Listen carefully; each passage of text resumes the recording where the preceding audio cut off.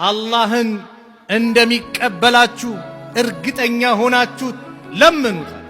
እርግጠኛ ይሰጠኛል፣ ያደርግልኛል፣ ካለውበት ጭንቀት ነጃ ይለኛል፣ ያሰብኩትን መልካም ነገር ያሳካልኛል።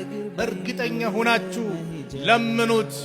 ወዕለሙ እወቁ አሉ አነላህ ላ የስተጂቡ ሚን ቀልቢን ጋፊልን ላሂና። አላህ ጋፊል ከሆነ ስልቹ ከሆነ ቀልብ ዱዓን አይቀበል።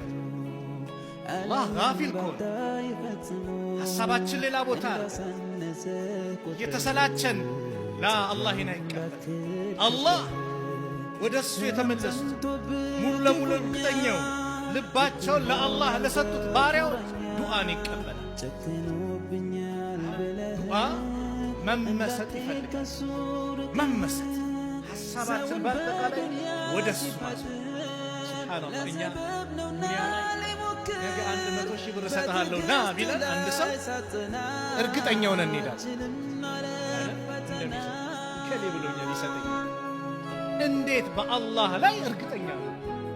እንዴት አላህ ያሰብኩትን ኸይር ነገር አያሳካልኝ ምን እንዴት እናስባለን? ስለዚህም ኡድኡላህ ወአንቱም ሙቂኑነ ቢልኢጃባ፣ አላህን እንደሚቀበላችሁ እርግጠኛ ሆናችሁ ለምኑት። ከሰጠኝ ይስጠኝ፣ ካልሰጠኝ አይስጠኝ።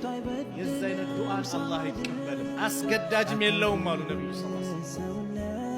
ስትለምነው ተማምነህ ልትለምነው ይገባል። ተማምነሽ ልትለምነው ይገባል። ሐጃችን ብዙ ኢባዳ ስለሆነ ዱዓ አላህ ምን አለ?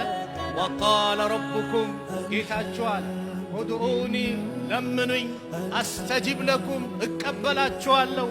ኢነ ለዚነ የስተክቢሩነ አን ዒባደቲ፣ እነዛ እኔን ከመለመን የሚኩራሩ ዱዓ ኢባዳ ስለሆነ አን ዱዓይ አላለም። እዚህ ቦታ ምን አለው?